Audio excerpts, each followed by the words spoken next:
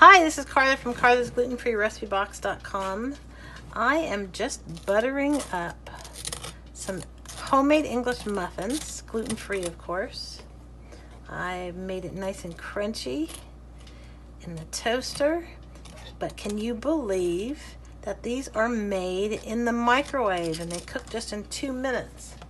It is free of gum substitutes, free of added starch, free of dairy, corn, soy, all allergen free. No eggs. And they're pretty incredible.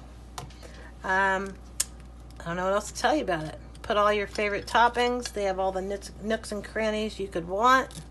And they crunch.